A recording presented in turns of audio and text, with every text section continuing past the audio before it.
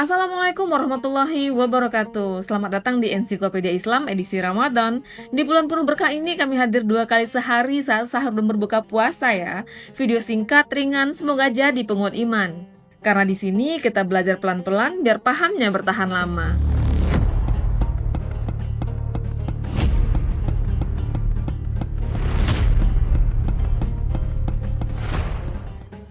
Bayangin ya satu hal, kamu ngomong kebenaran hampir 1000 tahun, bukan sehari, bukan pula setahun, tapi ratusan tahun, dan yang percaya cuma segelintir orang.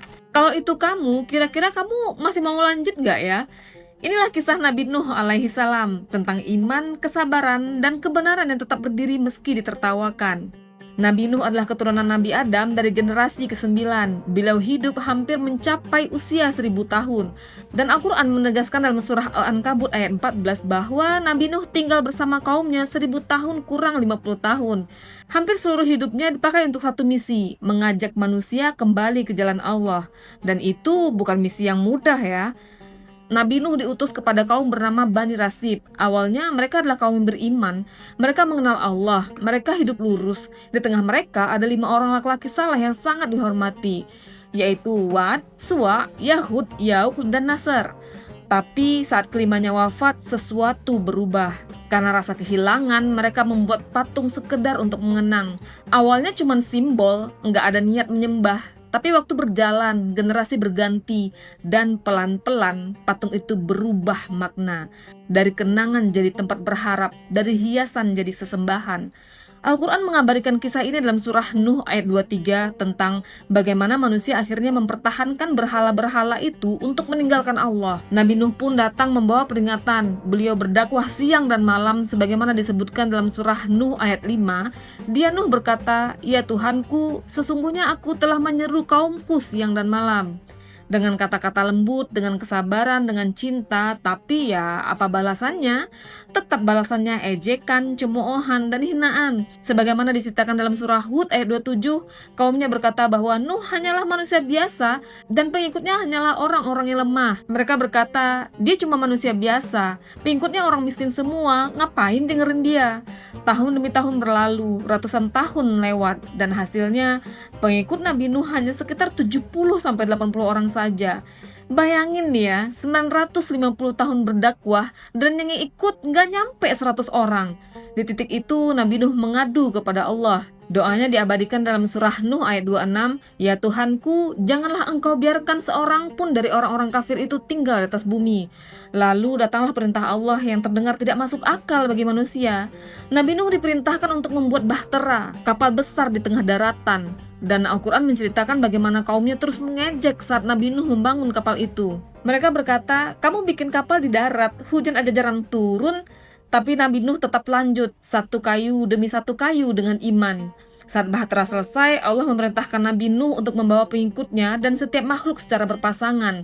Perintah ini disebutkan jelas dalam surah Hud ayat 40. Demikianlah hingga apabila perintah kami datang untuk membinasakan mereka dan tanur tungku telah memancar air, kami berfirman, muatkanlah ke dalamnya bahtera itu dari masing-masing jenis hewan, sepasang-sepasang jantan dan betina.